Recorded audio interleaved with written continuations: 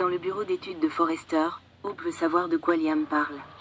Il ne sait pas comment le dire, mais il se demande s'ils ont traversé joie et peine pour finalement divorcer. Hope est surprise que Liam pense à leur relation.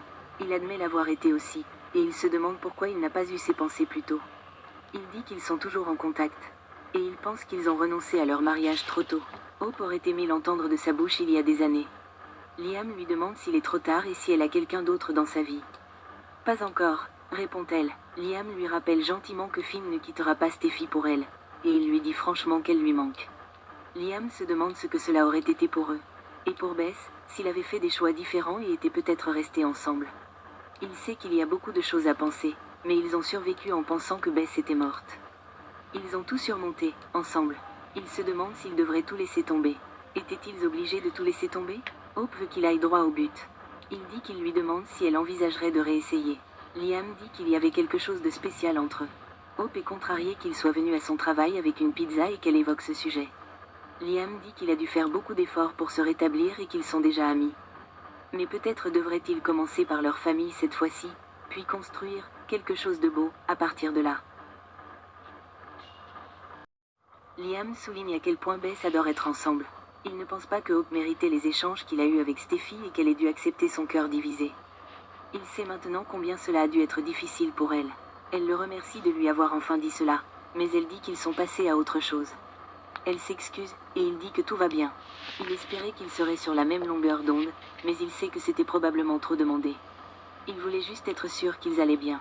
Carter entre alors qu'elle le serre dans ses bras, les larmes aux yeux. Hope lui lance un regard angoissé en observant l'ancien couple. Dans le bureau principal, Brooke est à l'extérieur, écoutant Steffi dire à Ridge que quelque chose cloche chez Taylor. Il assure qu'il sera toujours là pour elle. Brooke entre et demande des nouvelles de Taylor.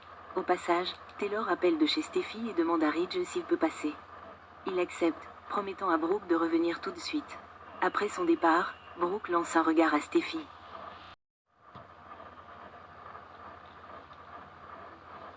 Brooke demande à Steffi la raison du départ de Ridge.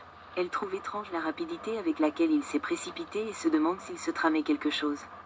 Elle a entendu Steffi dire qu'elle s'inquiétait pour elle. Steffi admet avoir encouragé Ridge à passer du temps avec elle pour s'assurer qu'elle reste à Los Angeles.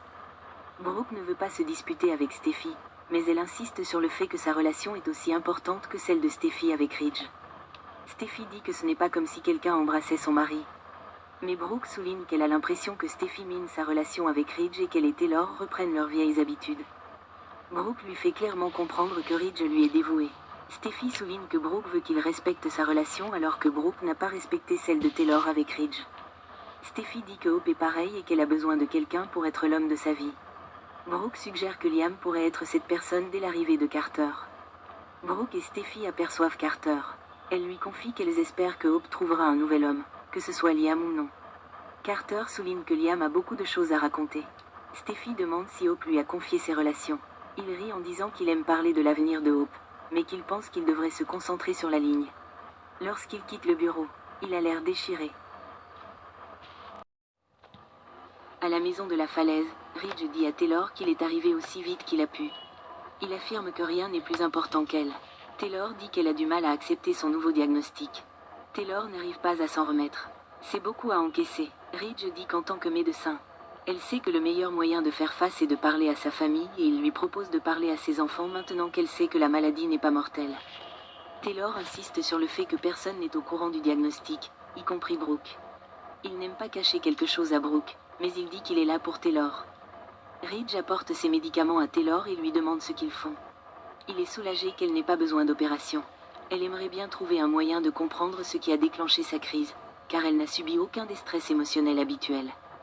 Il dit avoir passé quelques appels pour trouver quelqu'un qui pourrait l'aider à comprendre la cause de son cœur brisé. Taylor rit en disant qu'on lui a diagnostiqué un syndrome du cœur brisé. Elle aurait dû savoir ce qu'elle avait. Il la réprimande de se sentir coupable de l'avoir manqué. Elle sait qu'ils ont traversé beaucoup d'épreuves, perdu Phoebe, et elle ne sait pas toujours où est sa place. Ridge dit que c'est là que sa place est.